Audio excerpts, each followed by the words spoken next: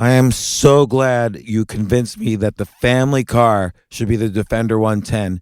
It is so beautiful inside, it's so comfortable, and it just feels indestructible. Yes, it really is. I've been waiting a long time for the new model to come out. The Defender 110, I'm telling you, it's my favorite car of all times. It's my third one. You know, I have stories of going off road. The guy managed the group. He was like, "What are you doing in this beautiful car?" I'm like, "I'm going off road." He's like, "Are you sure? Because you can use one of ours." And then they look like Mad Max cars. I'm like, no, we're going to do this. And he was shocked. Wow. Well, it's great because the Defender has been reimagined for 21st century adventure, and its unparalleled off-road ability as well as its robust interior are invaluable whether you're headed towards uncharted territory or just a weekend of exploration. The Defender 110 tackles challenging surroundings with absolute confidence. The SUV conveys strength outside and in, featuring peerless technology like an intuitive driver display and an award-winning infotainment system. That's my favorite part, to keep you connected no matter where the journey takes you. Adventure is unique to everyone, and so is the Defender. Choose from the two-door Defender 90, the four-door Defender 110, or the larger Defender 130 with the ability to seat up to 8 passengers. You'll find uncompromising performance in all three. So pack up and go even further with the Defender 110. Learn more at LandRoverUSA.com/Defender. Sometimes it takes a different approach to help you unlock your true potential. Capella University's game-changing FlexPath format helps you learn at your own pace and fit earning a degree into your life. From before you enroll to after you graduate, you'll be supported by people who are invested in your success so you can pursue your goals knowing that help is available if you need it. Imagine your future differently at capella.edu.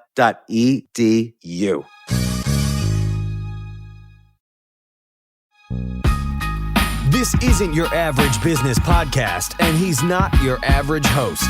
This is the James Altucher Show. Today on the James Altucher Show. In this Q&A, I talk about what I call the Google technique. So if Google is worth $1.5 trillion and you apply the exact same techniques to how you live personally, you could be worth, who knows, maybe not $1.5 trillion, but somewhere higher than we all are now. I talk about how anger is fear clothed and how I see that in society right now. We talk about the police, what the police do, what they don't do. Don't outsource your self-worth and self-esteem.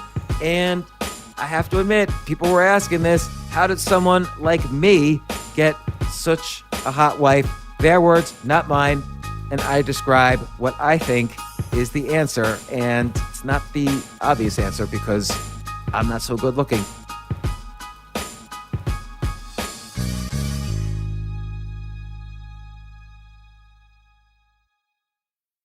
Why are you all in white today? Because it's what you do in Miami. Yeah, we're not quite in Miami. Or in Florida. I'm going to say it because it's not like people are going to find us here. We're in Key Biscayne, which is an island. We already said that yesterday. Oh, did we? No, people already told people. Oh, okay. Yeah. Well, I'm loving it, Key Biscayne. We're going to still go back and forth to New York. There's no comedy clubs in Key Biscayne, as far as I could tell. There are comedy clubs, including mine, in New York City. So we will be going back and forth to New York. But it's nice to get out. And the past 3 days, we've eaten out actually indoors in restaurants. Mm-hmm. And all the waiters, waitresses, cooks, everybody was wearing a mask. And we did not wear a mask while eating, but we wore a mask when we walked out. But it was nice for the first time in 3 months to eat out. Yeah, it was great. And I feel like I don't even like eating out that much. So I feel like I've gotten like too full. Like the food is all rich. Like I like eating in. But it was nice for once to have a change of habit. Yeah. And to have, to just sit down and enjoy, and someone, people don't realize how great it is to eat out. Like you go someplace, someone just cooks for you. Someone else serves you the food and it's all nicely decorated on the plate. And then when you're done, somebody comes and now they're wearing masks. So it's like they're in costume, like you can't even see their face. And so they take their food and they wash the plates, presumably, or throw them out. We don't even know. And then we give them a little metal card, and they take it and then they give it back to us, and we're done, and we could just walk out and go home. Yeah. So I missed I had missed the benefits of eating out, but I think after 3 nights in a row, I'm not going to do it tonight, because tonight I am playing in a charity poker tournament on Poker Stars. It's called Poker for Life. Go to poker and then the number 4 life.org if you also want to play. But I'm looking forward to that. It's the second charity poker tournament I've done in the past few weeks. Do they have bubble tea in Florida though? Jay, good question.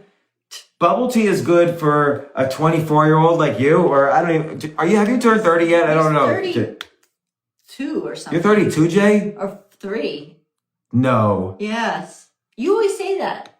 Well, in any case, I haven't been able to drink bubble tea since I was about 31 or 32 years old. Because what bubble tea is, it's this big sugary tea drink that then has these tapioca balls in it. I love it. And it's served in Chinatown and in other Chinatowns around the world, presumably. And it is so filling and so rich that if I drink it once, I gain, like one small cup, I will gain 15 pounds and feel horrible for the next week. Wait, Jay's 32 or 33. He's not sure. I understand. He's not that good at math. So, which is a completely racist thing to say, but we could address that. But I want to talk about some things to think about in terms of new business models. Like normally the world doesn't change month by month or even year by year. Like yes, when the smartphone developed and when the iPad developed, there was new opportunities for business models like Uber, for instance, or the Uber of X, the Uber of nannies, delivering food. So these were all great things with smartphones. But now it's not some new technology that's changing the way we think about entrepreneurship. It's this lockdown and the stress we have all felt dealing with this lockdown. And then what we haven't yet experienced yet is the post-traumatic stress of this lockdown. We have not yet gone post. We're still in the stress of the lockdown. Yeah. So somebody, OGMALC, is saying, bruh, your wife is hot, WTF. Yeah, WTF. Believe me, as people know who have been listening to this, within 6 weeks of our first date, I had to ask her to marry me. We were in Panama at the time. And then 2 weeks after that, on December 31st, our first date was October 30th, 2018. And we had met before then, but this was our first date, the first time I kissed her, because I always kiss on the first date. And then we're married December 31st, 8 a.m., December 31st, 2018. We've been married now a year and a half. We're almost at our 1.5 year anniversary, which by the way, we didn't even celebrate our first year anniversary. She blames me for that, but it's probably true. I should water this plant, as they would say, more gracefully. I should have been more aggressively, celebrating our first year anniversary, but I was busy doing IG lives and podcasts and finishing a book and so on. So yeah, someone says, and this is the important thing about luck. I am lucky. James is lucky, and she always balances out. She says she's lucky too. Yes, she is not very lucky. Yes, I'm very lucky. If she were to go to a casino, she should not bet on anything because your luck has run out. Whereas I'm definitely lucky. Like I should go into a casino and put it on 00 all the time at the roulette wheel because I'm lucky. Like I've always tell people I'm extremely lucky, and sometimes people say, "Oh, don't say that because then you'll jinx it." No, if you're truly lucky, you should say it all the time. There's no way for me to jinx it. I am lucky. She's an example of my luck. Thank you. She is horribly unlucky, whether she realizes it or not, but time will tell. So someone's asking a basic question, and I'm going to talk about entrepreneurship after this. The secret to getting a hot woman. So when I was, and by the way, not that I know the secret, the real secret to getting a hot woman is to be incredibly good looking, like Brad Pitt. But Brad Pitt doesn't know the answer to this question, whereas I do know. Like I would not ask Brad Pitt for dating advice because Brad Pitt doesn't need any dating advice. I would not ask Leonardo DiCaprio for dating advice because Leonardo DiCaprio, he doesn't even realize where he might be lacking in dating. He is too, it's like when I was talking to Tony Hawk. So Tony Hawk has been, he won the world championship of skateboarding 11 years in a row. And I asked him, more or less, not in one question, but I asked him more or less, what's the secrets? Like, how did you get so good? He can't answer because he's been skateboarding since he's like 4 years old. So it's so built into his biology that it's hard for him to understand. It's like when we talked to Gary Kasparov. Oh, why were you so good at chess? He can't understand it because he doesn't even understand the question because since he was 4 years old, he was good at chess. And it's not that he didn't work at it. It's not that Tony Hawk doesn't work at it. Gary Kasparov probably has a harder work ethic than anybody on the planet. Same with Tony Hawk, but they don't really understand why they're so much better than everyone else. So I wouldn't ask Brad Pitt for dating tips because he can't help me. I would ask me. What I'm doing is I'm second level analyzing your question. You asked a good question because I would ask someone like me, how did you get such a hot wife? Because there is a trick to it. And I would know because I wouldn't have, look at me. I wouldn't, when I was in 7th grade, 8th grade, I had braces like train tracks with the rubber bands. I don't know how many people are so old that they remember the rubber bands. And then once a month I'd go to the dentist or the orthodontist and they would crank on some crank and tighten up the braces so that my teeth would be mushed together even more. And there was so much pain every month. It's just the worst. I would go home and I would cry. Not only because of the pain, but because why did I have, like you open your mouth and it's just all just dirty gray metal in your mouth. Like the smile is the ugliest thing. And then not only that, I had huge acne. Like I'd have to go once a month. I would go into the city with my dad and I'd go to this dermatologist and she would take a drill and did you have to do this when you were a kid? Yeah. Did you have like cysts and No. So I would take this drill. She would take this drill and just for like hours, just be drilling at the cysts on my face in order to drain out the pus on the cysts on my face. Like you could see even here, there's like a little bit of like, that's the leftovers. And then I had these huge glasses. Like right now I have glasses, but I had glasses like double the size of this on my face. I don't know why they gave me the biggest glasses on the planet. And I couldn't touch my eyes, so I couldn't switch to contact lenses. I had this fear of touching my eyes. And my hair was all in tangles. It was like dreads. And I was I wasn't necessarily uncoordinated, but I wasn't athletic. So I was always the last person picked for athletic teams. And I don't know. I didn't really have that many friends, even though I was a nice kid. I grew up in the same place. I was a smart kid. And I was prematurely liking girls. Like from 4th grade on, I just was always in love with somebody and nobody would ever, what is it? Requite? No one would ever return that love. And so I just didn't have any kind of girlfriend until well after high school. So I had to think about this question a lot. And the answer, there's no one answer, but the answer is several things. One is being very direct without being threatening. So if you like someone, you tell them you like them. If you want to kiss somebody, you tell them you want to kiss them. If you want to ask somebody out, you just ask them out.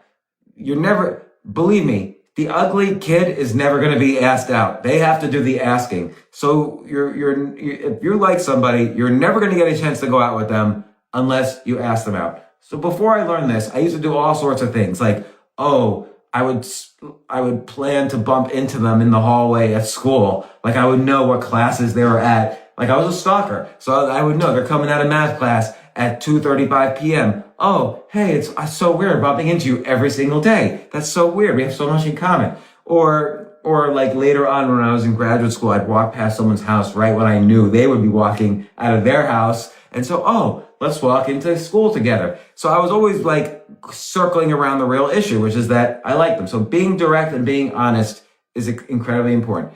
The other thing is, and this might have been more insecurity than anything, but being good at something is very important. So this is going to sound odd, but the very first time I ever asked a girl out, I was in 12th grade, and just the day before I had won the New Jersey Junior Chess Championship. So it was announced on the loudspeaker in the morning during the morning news announcements at school. So everybody knew I was like the state champion of chess.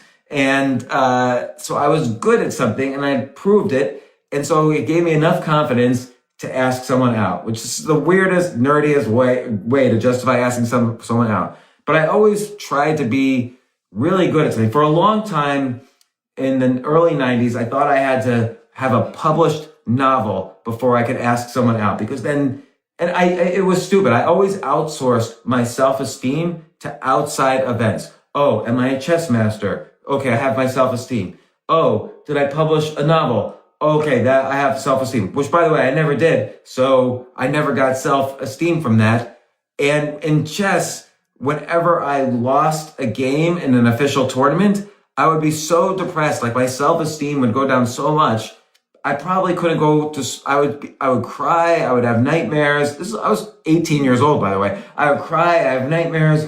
I wouldn't be able to go back to school for at least 3 days. Like, let's say the tournament was on a Sunday. It was probably not until Wednesday or Thursday that I would be able to return to school, because so much of my self-worth was outsourced to these external events. And so you learn, so that was what I thought initially, that you have to be good at something. But then I realized you have to be really, and people always say, oh, be yourself, which I usually think is like bad advice, because in different situations, you should act and behave differently. But deep down, you should be yourself. Like, everybody says, oh, love others as you love yourself. But if you don't love yourself, what does that statement even mean? So it's really important. I think it's like better just like respect others as you respect yourself. But what if you don't respect yourself? Well, then you have a problem. Yes. So I would have a problem. I was always outsourcing my self-esteem to external events. So even my first few girlfriends, relationships, I was always outsourcing my self-esteem to the other person. So if she liked me, I would feel good about myself. If she didn't like me, I would feel bad about myself. And I would and that would just cycle, right? I would beg, why don't you like me? Why are you angry at me? Like, I would beg for her to like me again and convince her to like me again. And of course, that would disgust the other person. And so it would be this death cycle. I would set up somebody else or some other thing as my mirror. And that even happened when I lost all my money the first time. I had outsourced all my self-worth to my net worth. And so my self-esteem took a huge hit. Like, I was suicidal. My self-esteem was so low, not because I was broke, but because being broke made my self-esteem go to negative after it had been so high. And all of that was wrong. And again, I write about it and talk about it a million times, but the only thing that really helped me was every day not being like a physical jock, but at least eating well, sleeping well, moving well, getting rid of the toxic relationships in my life. Because if someone was toxic in my life, whether it was a friend or a relationship or a partner, I was always toxicity is hard to define. But for me, it was usually, I was always trying to please them when they didn't seem to care as much about pleasing me. Mm-hmm. So that was a toxic relationship, or that was an example of a type of toxic relationship in my life. So I had to end all of those, and it was very hard. And then creatively, I had to be creative all the time. So that was where I started writing down 10 ideas a day. So I didn't just do this to make money. A lot of people think, oh, well, was it 10 business ideas every day? No, it might have been, 10, like yesterday I wrote down, or 2 days ago I wrote down 10 ways the world's hypocritical every day that I see. So, every day is something new, but something mildly difficult to exercise that idea muscle. I know if I had a really strong idea muscle, then I could talk and be interesting to people. But I was just more or less, I was interested in things for their own benefit. I would have more curiosity. Like when I was writing idea lists every day, it got me more curious about everything in life. So even during this these protests since George Floyd was murdered, I got really interested and curious. What does systemic racism mean? Because I've heard on both sides, and I've heard from both white people and black people, there is systemic racism, and I've also heard there isn't systemic racism. So I researched it, and I read books, and I talked to people, and I went back to the Constitution, and I looked at history of the U.S., and I wrote for myself 10 examples of systemic either racism or classism that could be reformed. So being interested in things makes you curious about things, makes you write idea lists, and then it just makes you, and being a source of ideas makes you a magnet. And I'll explain that being the source of ideas is incredibly valuable, both for making millions of dollars and for attracting people to you. And So you're an independent thinker. yeah, and I'll give an example, but I've talked about this before on these IG lives, but not recently. I call it the Google technique, and I describe it more thoroughly in my next book. I'm not trying to advertise it. That book's not coming out for another 8 or 9 months. Mm-hmm. But think about Google.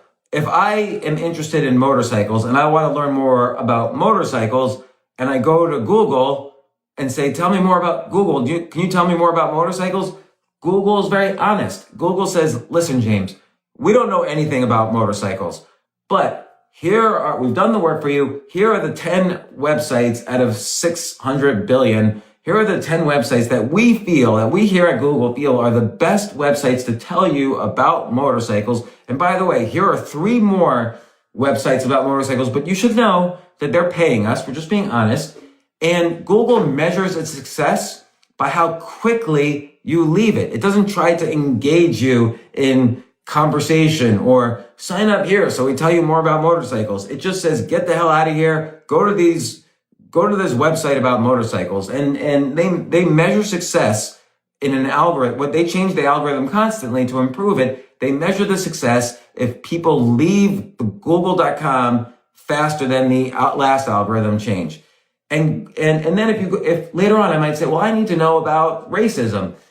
So where do I go? Do I go to a site about racism? Oh no, I remember that other site, Google, that was the source of all the ideas about motorcycles. Let me just check in with them to see what they say. So I go to Google, type in racism, and Google's like, whoa, that's a touchy subject, but we don't know anything about racism, but we're happy to help you. Here's the top 10 sites you might want to look at about racism. And then it'll send me away. And again, they measure success by the speed they send me away. So Google's the source of so much information and so many answers to our questions that just by doing that, they've created a business model that is worth $1.5 trillion. So imagine if you do that on a personal level, so that if someone comes to you and says, hey, James, do you have any ideas about a business I can start? Or what do you think about this idea? Or what do you think about this book idea? I don't say, hey, let me work on that business with you so I can get a cut. Or I don't say, hey, that's my book idea. I'm going to write it first. I say, oh, here's all my ideas. See you later. If you need help, you're welcome to come back. So if you implement the Google technique in your own personal life, the next time someone needs ideas about, hey, I decided not to write that book, but I'm doing a business about, I want to set up my dental practice. How do I get patients for my dental practice? Oh, here's some ideas for you. I've thought about that already. Here's 10 ideas for you. And I just give my ideas for free. You again become the source, which is why when I share my ideas with Amazon, LinkedIn, Quora, Facebook, even Google, I've visited all of those places because they want to hear, oh, he had those 10 ideas. Does he have more ideas? When you reached out to me, you didn't know, I knew it was the first date. You didn't know it was the first date. Maybe you suspected a little, I don't know. But you wanted to ask me about stocks, specifically some stocks in your portfolio. You wanted to ask me, and you wanted to ask me about careers involving stocks and so on. Because I knew you like for a year. Yeah, and you knew I was freely giving information, and I was a source. I thought you were really cool, and I read your book, and that's how we met. I read his book, Choose Yourself. Right, and so even then, I'll put it into the model. Like with Choose Yourself, I freely gave out my ideas for how I was trying to improve myself after I'd gone broke, after I was suicidal, after I was depressed. Here's how I got out of it. Here's how I started coming up with ways to improve myself and to get rich or whatever. And But you're very transparent, and I really appreciated that. yeah, and then when a few months after we first met, you said, hey, you would love to give your son, now my son, John, a signed copy of my book. So I went to your house primarily because I wanted to see if I could have sex with you, but that wasn't in the cards at all. She was very prim and proper. You were wearing, I remember you were wearing like a suit practically, and John was there, your kids were there, so I met them, but I had such a fun time talking with you. And then we would text or email back and forth, but then we didn't meet for almost a year later until our first date. But you came back. I didn't have to, like when I was younger, I didn't have to ask you out because I was the source. I had made myself in so many areas of my life the source of ideas that it was natural for people to come to me. You in particular, I was glad. I'm not always glad, but you in particular, I was very glad because I was like, oh, she's asking for, by the way, she didn't ask for dinner. She asked for a coffee. And I'm like, I lied. I said, I'm kind of busy during the day, which is actually not really a lie. It's not a lie if it's a semi-truth. I'm kind of busy during the day. I don't think I can make coffee. Let's make it a dinner. Things are more likely to happen. But I was, then we had dinner. And at that time, I had just ended a relationship. So had you. And I was thinking I'm going to be a monk forever. I described this before.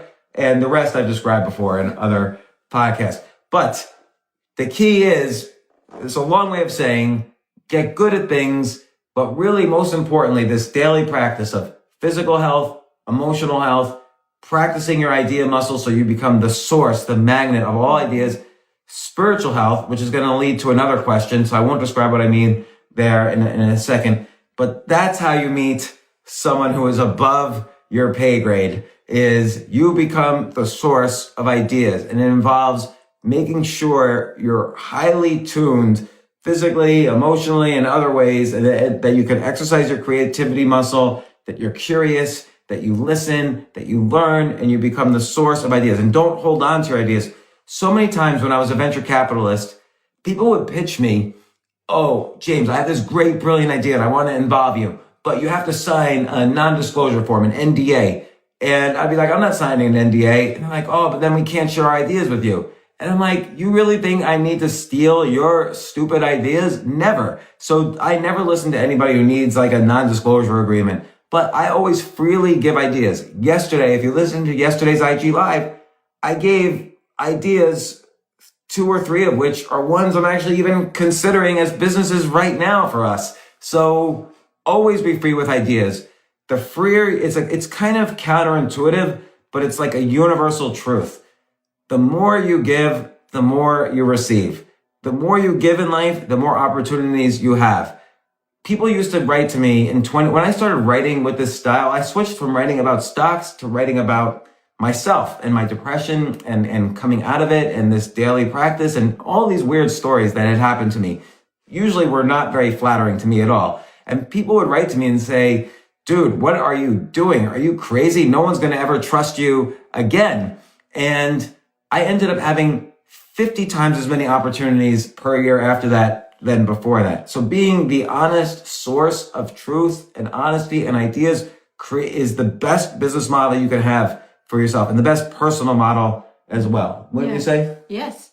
I mean, the thing about you is that you are different and you are set apart from a lot of people. Some people are saying, oh, money. Listen, there's a lot of people out there with money. Believe me, a lot of people have a lot more money than me. And there are and those people, okay, are boring. I have to say, they're just boring people. So money, it does not cut it. It never cut it with me. You may find somebody, if it does, that person you guys work good together because then you guys deserve each other, right?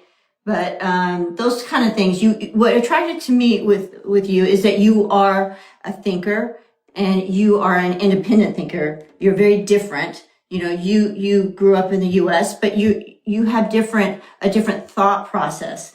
And I got to know you. I got to know you through your book, and like that's the gold. That's the wealth, is you, and that's something that you need to realize, that it's you that's important. None of the other stuff. I mean, that's why you have so many people that love you, is because you offer. A lot of people hate me too. Well, that's, I don't know, that's their problem. But the thing is that you offer so much, and you're such an amazing person that when people get to know you, they want to be around you. You just do so much for people, and you do that for me and the kids, and that's the goal, and that's the wealth. So the people that said, oh, because of money, that's BS. I just want to put that out there right now. So. Yeah. Because you know what? The thing is that money, you can lose that money. You can lose, and As I proved 4 or 5 times. The thing is like, I always tell them I'm going to lose it again. If you marry for money, that's just ridiculous, So, because that's just temporary. It's just stupid to marry for money. You got to marry for that person, for the inside, and for. Well, also, like when I ran a hedge fund in the 00s, and it was never, we had good returns, but I was really poor at raising money. But I was always hanging out with like super rich people who could invest money with me. And some of you might have heard this story. One time I was invited to visit this one super big hedge fund, tens of billions of dollars. And my friend told me, meet my boss. He will definitely invest money in your hedge fund. And I met his boss. The boss gave me a tour of the facility. And at the end, he sat me down. He said, okay, James, we'd love to hire you. Is there something else you'd want to do? And I'm like, well, I don't want to be hired, but I run my own fund, and I want you to put money in it, invest money in it. And he's like, oh, James, we would have hired you, but I can't invest money with you. I don't know what you do with the money. And he points to himself. And he said, the last thing we need here at Bernard Madoff Securities, LLC, is to have my name on the front page of the Wall Street Journal. So, this was a person who had a lot of money, and now he's rotting in jail for the rest of his life. His children are dead. His wife is estranged from him. It didn't work out. So I mean, why would you want to marry someone like that? I mean, that's just a disgusting person that's hollow, and it's like, yuck. Actually, he was a very nice guy. So, but not really. But it was certainly mean deep down.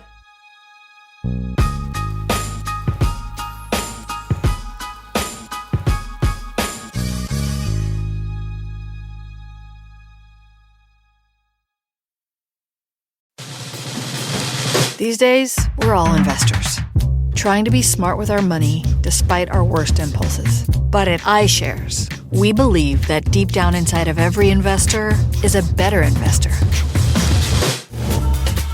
One that's just waiting to be let out. Explore iShares ETFs and insights and let your best investor out. Visit iShares.com for more information.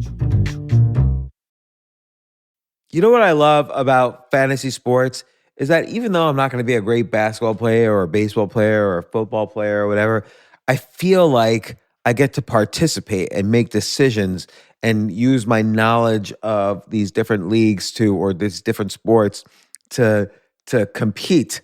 So it's like I can pick my team or I can pick my favorite players, and I could use my knowledge to make predictions and maybe even make money.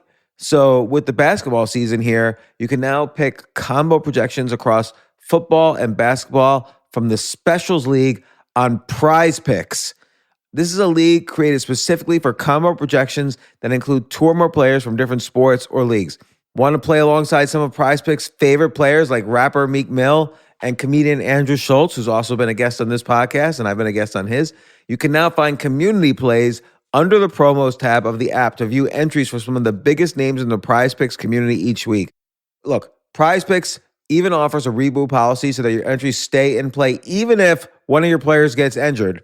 For football and basketball games, if you have a player who exits the game in the first half and does not return in the second, that player is rebooted. Prize Picks is the only daily fantasy sports platform with an injury insurance policy. What? So, I love playing it. I love anywhere where I can use analytical ability with my interests to demonstrate some skill and maybe make some money, and I like the game-like aspect. I do wish they had chess as a category on prizepicks.com, but I'll settle for what they've got. Maybe I should make my own fantasy chess league. But in any case, I love Prize Picks. Go to prizepicks.com/James. Use code James for a first deposit match up to $100. That's the easiest $100 you're ever going to make. So that's prizepicks.com/James and use code James. Daily fantasy sports made easy.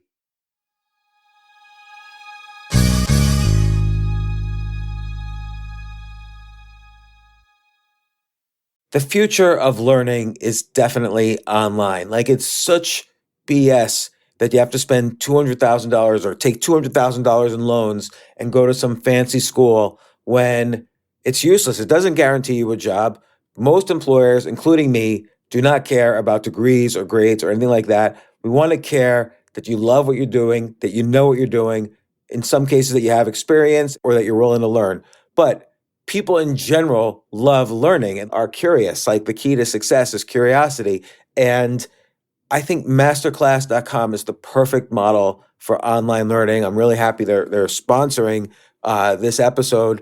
If you're going to give a gift, give the gift of learning. Masterclass makes a meaningful gift this season for you and anyone on your list, because both of you can learn from the best to become your best, from leadership to effective communication to cooking.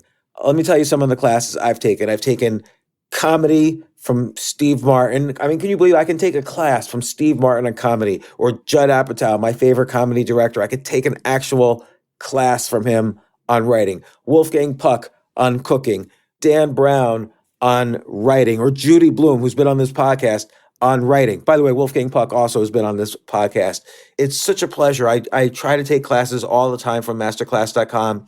And whether you're watching Masterclass on TV or listening in audio mode in the app or on their site, the quality speaks for itself. It's like these Masterclass instructors are your own personal mentors that are going to help you reach the next level.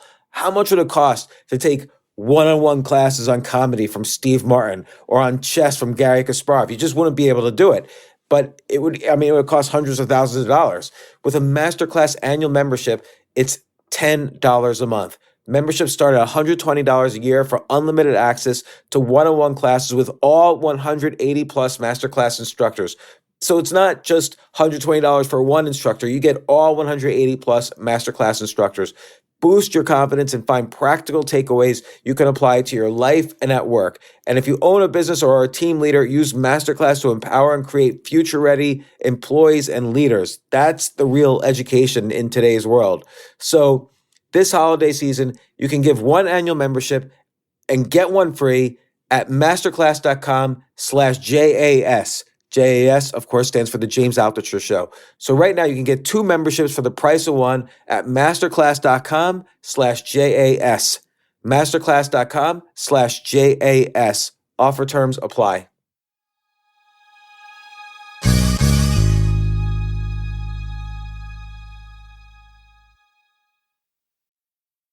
I want to answer, Calvin Wayman asked a question, how much of my idea lists are solution oriented? So for instance, an idea list might be 10 businesses I could start to make more money, or 10 ideas for books I could write. Those are solutions.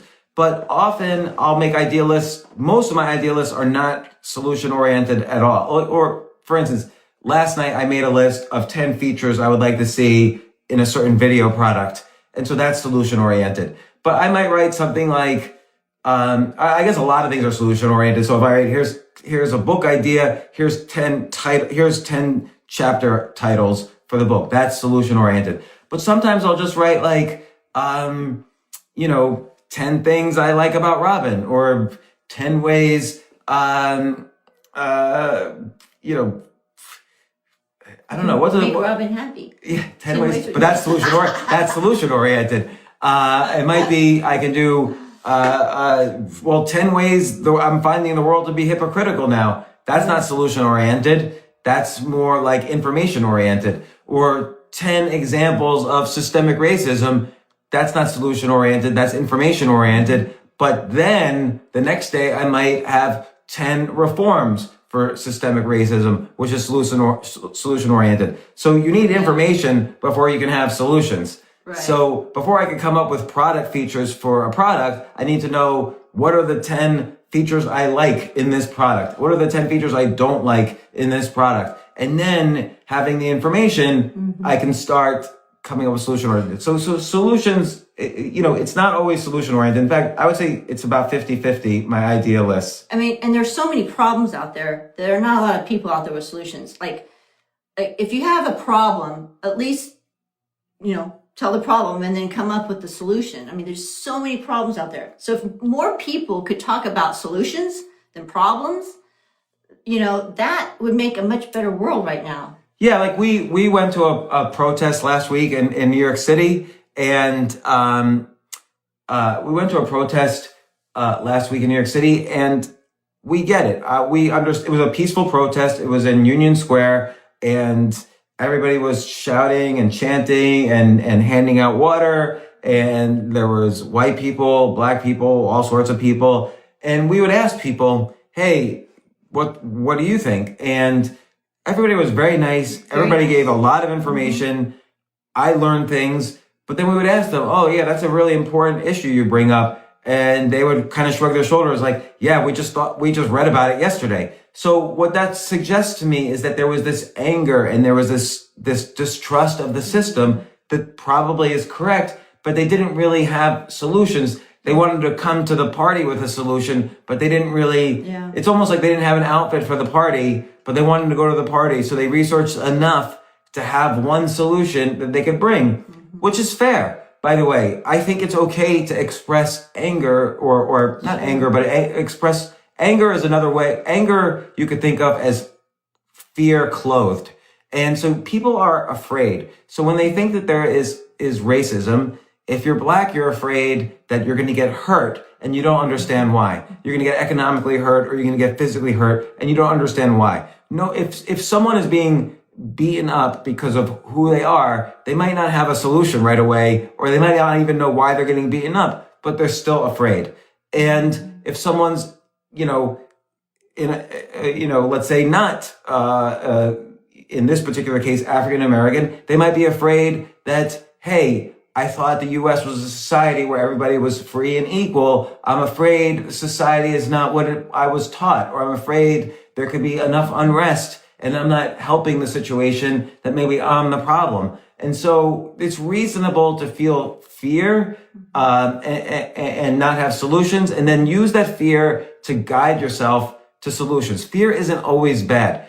Fear you can argue it becomes negative when it turns into anger. So when somebody says to me, I can understand why there's looting, I don't agree with that, because a lot of the looting ended up in more deaths than we can even count right now, and more economic lives being destroyed. So, but I could still see why somebody would think that, because they're afraid and they don't know because they don't have the information, they don't have the correct outlet for that fear.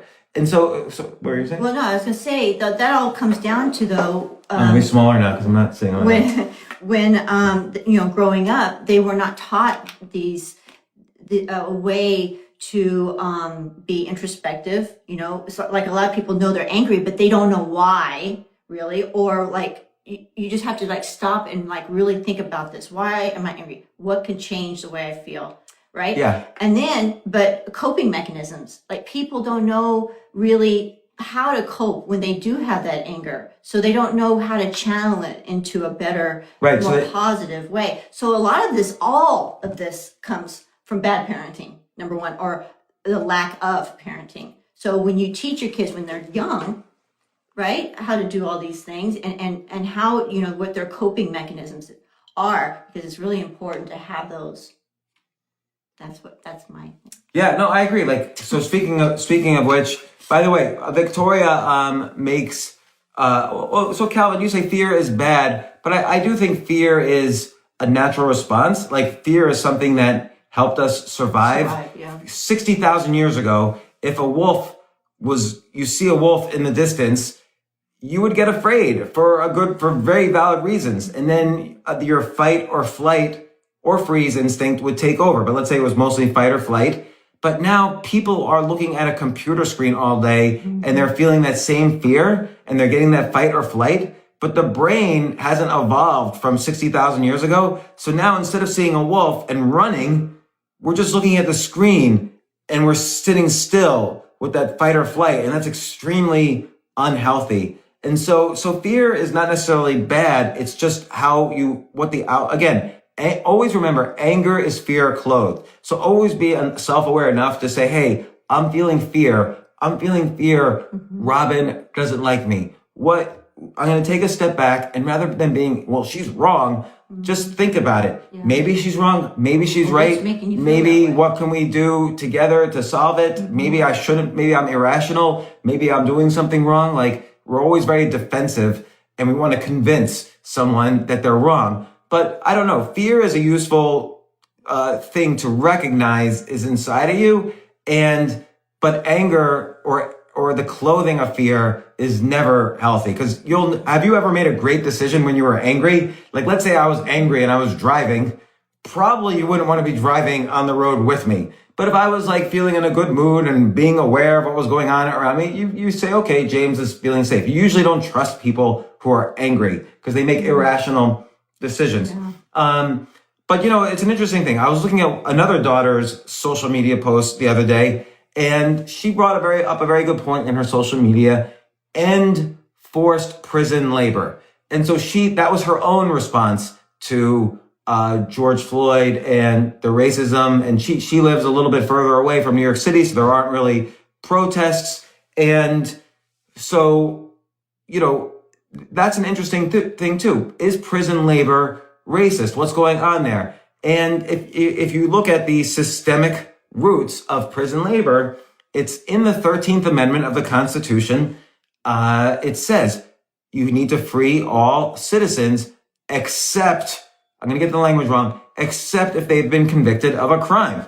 And then you are allowed to force them to do labor like a slave. So slavery does still exist in the system according to the 13th Amendment, the exact amendment that freed the slaves. It's just if you've been convicted of a crime and put in prison, you are required to do, you're like a slave. You're required to do what they tell you. And unfortunately, and there's lots of discussion about this, the reasons for this, whether it's systemic or not. But unfortunately, per capita, there is more African Americans or other minorities than non-minorities in the prison system. So you can argue slavery still exists among the exact people the 13th Amendment tried to free, and it's because of the 13th Amendment. So my daughter had made a good point, but it's also useful to understand the information. What's the history of this? So I wrote her a letter. Here's the 13th Amendment, which you're actually indirectly referring to. Here's what Martin Luther King says about it. Here's other options for prison reform. Here's other ways to look at this, to have a full holistic way of looking at something.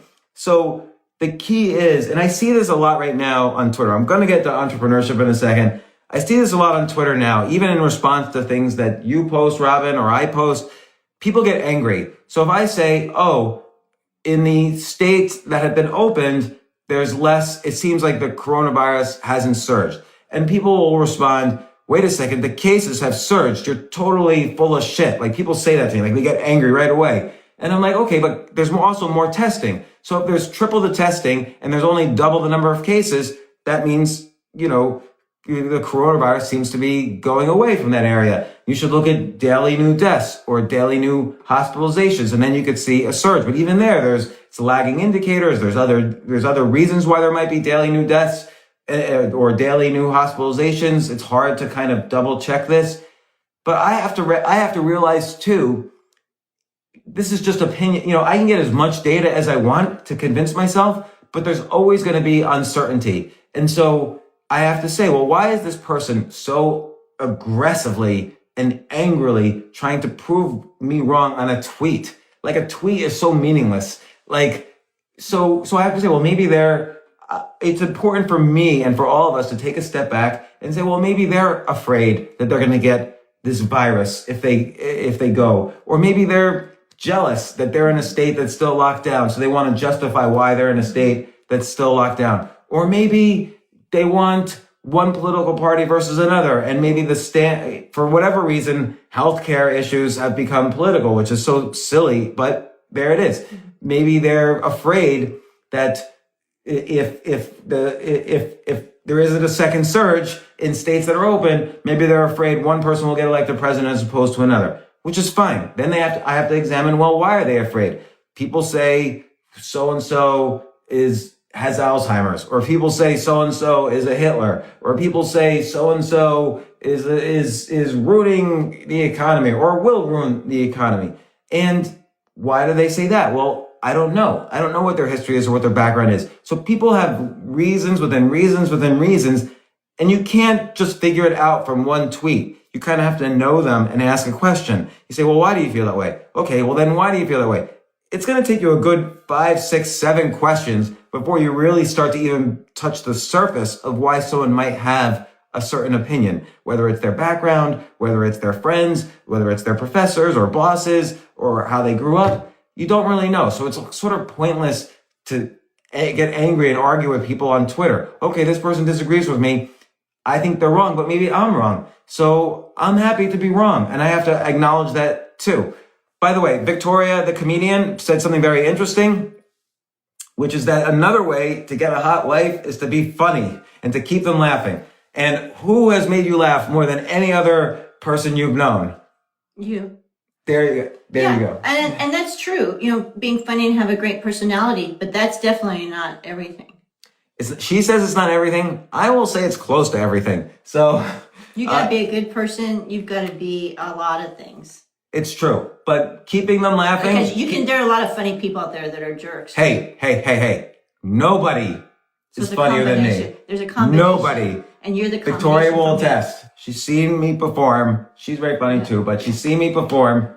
And yeah, but that's not it. Because I don't want you thinking that I just like you because you're funny and you're a comedian too. So I don't want you to hand over that thinking if you're not going to do comedy anymore, I'm not going to like you, or if you're not funny anymore, I'm not because that's not it. She's trying to make me feel good if she's protecting me. If I don't perform comedy as much, she's telling me that's okay. She'll still love me because now if we go back and forth between Florida and New York, I might not perform as much. And by the way, the way to practice being funny the best way to practice it is to do stand-up comedy. So there's no comedy club here, so you can maybe talk to somebody and get a group of comedians coming here every month. Oh, it's gonna happen. Key Biscayne Comedy Festival. It's gonna happen. People love to laugh. People do. Mm-hmm. So, all right, I'm gonna answer some questions. I wanted to answer this one question from yesterday. I forget the question, but what's the secret on time and energy management? So Camilla Yang asked this, what's the secret on time and energy management? Very important question. I realized I didn't get to the 4 things I want to talk about with entrepreneurship, but we'll get to it. Time and energy management is really important to be an entrepreneur. So for instance, I used to go on CNBC a lot, and you go on CNBC and they would say, James, what do you think about what Warren Buffett said? And I would say, Warren Buffett is an idiot. And they would say, well, why do you think he's an idiot? And I'm like, X, Y, and Z. That was James Altucher, ladies and gentlemen. Thank you very much. In order to go on CNBC for those 30 seconds, I would have to prepare for 3 or 4 hours. I would have to drive an hour to CNBC's studios in New Jersey, and then wait for a half hour, then go on for 60 seconds, maybe a minute or two, or 2 or 3 minutes, and then drive for an hour home. So it'd be like a 5-hour adventure. So you kind of have to say, what things are really moving the needle for me? Like, okay, 10,000 people might watch CNBC at a certain hour, maybe 20,000, and half of them are going to disagree with me already. Half of them are not going to give a shit. Maybe a few people will like what I say, and they'll say, well, who is that guy? That was interesting. But it never really seemed to move the needle for me, but I was doing it like 3 times a week. So that was 15 hours a week. I was wasting time, wasting my life. And so I remember, in CNBC, the more correct I was, the less likely I was to be invited back. Because, for instance, in 2009, I would say, load up everybody because the economy is going to surge from here. And they just laughed me off the set, and it took them another year to invite me back, even though the economy surged from there. So I realized this was not helping me at all. What helped me was writing every day, was taking care of myself every day, was being around the people I loved every day. And if I wanted to start a new business, being on CNBC did nothing. Sometimes speaking at conferences did something. But really, like if I wrote an article that 1.5 million people read on my blog or LinkedIn, that was helping me. Or the 75 million people who have downloaded and listened to my podcast, that helps me. So you have to start to measure what is helping you and even assign points to it. So maybe going on CNBC was like a 0.5 point, but writing a new article and researching something and writing about it, maybe that's 5 points. Maybe doing a podcast is 7 points. And, start to measure. I realize also, like this past 3 months, I canceled 7 plane trips. I was supposed to do comedy in 4 or 5 of those times, and then 2 other times were business meetings. Well, I didn't do any of them. So when you don't travel, you save hundreds of hours. And instead of traveling, I wrote an entire 64,000 word book, which is coming out next March. I wrote that entire book during this period. So it was because I didn't travel. So it's really a matter of saying, today, what is the one thing that is most important to me? Okay, I've got to work on my book. Everything else I can say no to. No, I once asked, there's a great rapper called Mac Lethal. If you don't know who he is, he's amazing. He is so fast. Just Google him on YouTube, Mac Lethal. And I was once talking to him and I said, do you ever feel bad when you make a rap and you work really hard at it and it only got like a few thousand views on YouTube, where meanwhile your other raps get like millions of views? And he's like, no, because people never remember when you were not so good. They only remember the good ones because that's the one that the most people looked at and re-looked at and re-looked at and so on. They forget completely the bad stuff. That's why it's important I write every day. I don't necessarily publish every day, but I write every day because I know even when I have something that's bad, better to publish than not publish because people will forget the bad stuff anyway. They'll only remember the 2 or 3 really great things you do for you, or hopefully more. But if it's only 2 or 3, they'll still remember them. Like Kevin Kelly is one of my favorite bloggers, and he's maybe written 3 blog posts in the past 10 years. And yet I can say he's one of my favorite bloggers because those are the 3 blog posts. Not only do I remember them, but they've changed my life. So now maybe it took him thousands of blog posts to create those 3 blogs. Like, don't just wait until inspiration hits. That's the point of doing 10 ideas a day. But don't worry about trying to do everything every day. You can't. Just focus on doing the one thing that you feel the strongest about every day and then improve yourself the rest of the time. Read. Don't go on the homepage of Twitter or the homepage of Facebook. And I admit I'm more guilty of that lately than I ever have been in the past. Don't read the news.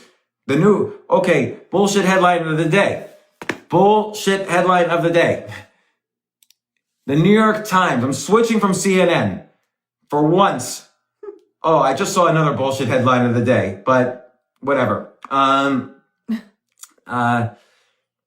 you would think this would be in the opinion. Oh, there's so many bullshit headlines. I have a hard time remembering what I picked. But all right, I'll take the one I just saw. Oh, no.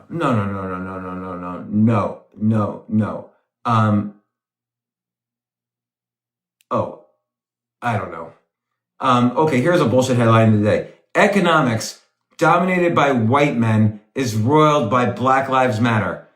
I don't know why I thought that was the bullshit headline of the day. Just the idea that economics is dominated by anybody. Like, economics is dominated by all 300 million people who live in the country. There's no one up above. If you're not living in the old Soviet Union, there is no one who is sitting up above and saying, well, the economy is going to be good now, or the economy is going to be bad now. And then the economy is good afterwards. People at the top do the best they can. 50% of the time they're right. 50% of the time they're wrong. Even the smartest people on the planet. And the economy is just about how things evolve not in a national level, but local by local. So one of the important things about entrepreneurship right now is to remember the word local. Like if you have a local laundromat and you're worried business is not going to come back like it was, here's the thing. Locally, you need to advertise. People care about local and safety. So you need to be able to express to your local community, hey, we've disinfected all the surfaces. Hey, we're wearing masks all the time. Hey, we'll deliver to you so you don't have to touch any of the machines. But hey, the machines are the latest and greatest and they clean and they have antiviral stuff.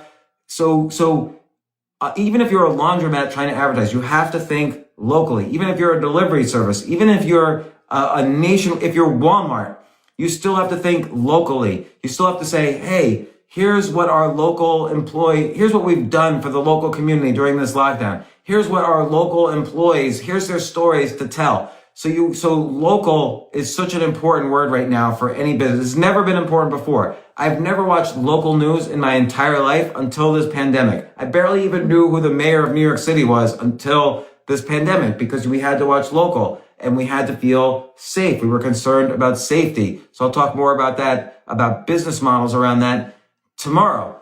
But it's not like the economy is being roiled by anything one way or the other. But on the grit, there was another BS headline of the day, which is that Jimmy Fallon is sorry. You gotta be kidding me.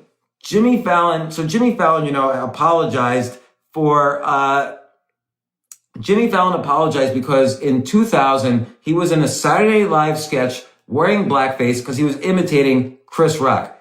Well, it's not like blackface was ever appropriate. Like Ted Danson, I think it was 1992, he was wearing blackface and he got publicly, humiliated about that. Correctly, it was a stupid thing. But Jimmy Fallon was part of a team. There's a lot of people who work on Saturday Night Live. There are a lot of writers. There's Lorne Michaels. Chris Rock was there. So if Chris Rock and Jimmy Fallon are best friends, it's not like Chris Rock was saying, yo, Jimmy, that was a little bit over the edge. Like Jimmy Fallon, why is he being, there are dead people from the looting. Why are we singling out Jimmy Fallon for something he did 20 years ago that his best friend Chris Rock had no problem with? And whatever, he even apologized, Jimmy Fallon, and there's still articles about it. Like, can we move past Jimmy Fallon? He's not the most important person in the world here. And this was something that happened 20 years ago. We need to focus on what's happening now. I'm not saying it was a good thing that he did or a bad thing. It was part of a Saturday Night Live sketch. Like, forget it. It doesn't even merit a headline. So now, this is why I love Cosmopolitan. So the great headline of the day, the truthful headline of the day, Cosmopolitan has become the main source of news. Here's the front. If you go to cosmopolitan.com right now, here's the front article.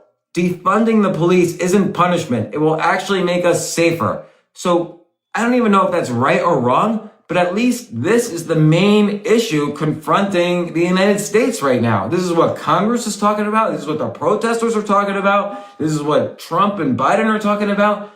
Cosmopolitan's the only news source I see a headline. Here's 6 things that defunding the police does.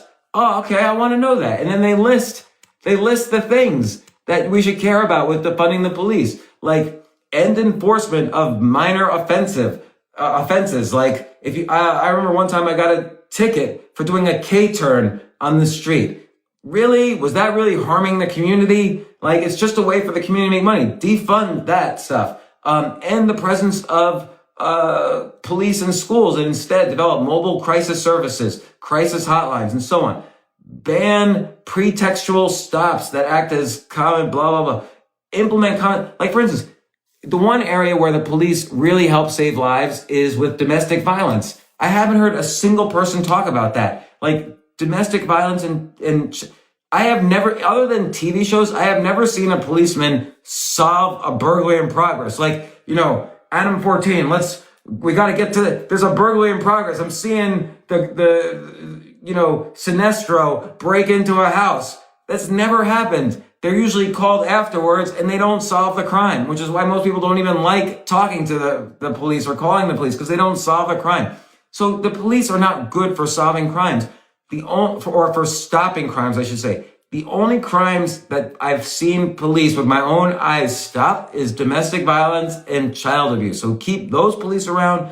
Get rid of the police that are just there to raise money for the municipality. And, you know, in terms of solving crimes, yeah, like maybe they solve burglaries, but I've actually reported a couple different burglaries in the past 50 years. I've never seen the police actually get me anything back. So they're not really that good. They're just there to raise money for the community by ticketing people and fining people as much as possible. Like, everybody's afraid when the police turns on their headlights if they do a K-turn in an empty street. Like, that's just stupid. So, and then, but Cosmopolitan magazine points this out. The New York Times and CNN does not point this out. So, again, bullshit headline, good headline of the day. I have a question. What is a K-turn? A K-turn is when you go, you back up, you're trying to make a U-turn, but it's like a one-lane street. And you're backing up into the traffic? No, there's no traffic. It's a two-lane street. Yeah. So, but there's no actual U-turn. Right. Like a U-turn is when you could actually go around the barricade and Right. But a K-turn is like you have to back up and go towards where you park, and then you move this way, and then you back up this way, and then you go back. Street. Yeah. So that's you learn that in driving school. So you're tested on that in the driving tests. As I know, because I almost took the driving test again when I was thinking about getting. So, and K-turn is, people do it in every day, in every city, all across the country. It's totally safe. I just didn't know you could do that on the street. Like on a street. I've never. Unless there's a sign that says no K-turns, sometimes you could do it in an intersection, but there's no barricade. It's the same as a U-turn, but is less room. So you have to do a K-turn instead of a U-turn. Oh, I see. So, and usually it's in an intersection, so you have a little more room to back up, but it's not quite a U-turn. A U-turn happens when there's like a barricade and the lanes are bigger. Okay. So on a main street in everyday town, USA, you have to do a K-turn instead of a U-turn. It's the same principle. Okay. Anyway, I should teach her how to drive because I've never seen a K-turn sign.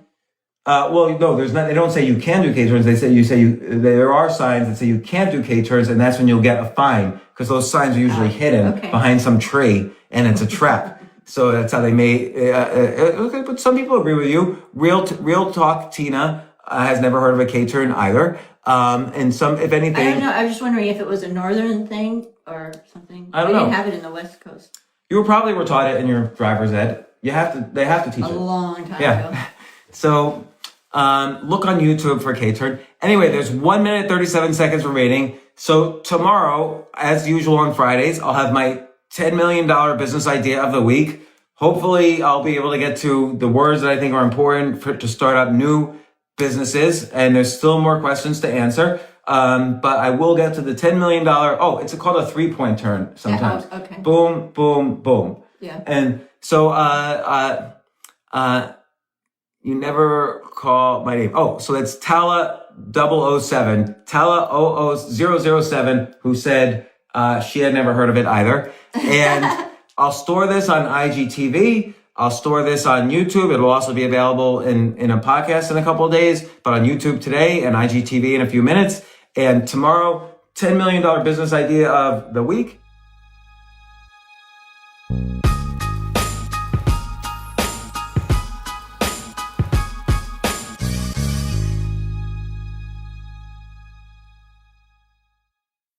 Are you ready to take control of your future and be your own boss? At Neighborly, we'll help you go into business for yourself, but not by yourself. As a Neighborly franchise owner, you'll join a community with thousands of passionate and experienced entrepreneurs. With 19 franchise brands providing a variety of home service needs, you'll benefit from decades of established systems and support. Learn more about Neighborly franchising by downloading your free guide at go.nbly.com/podcast.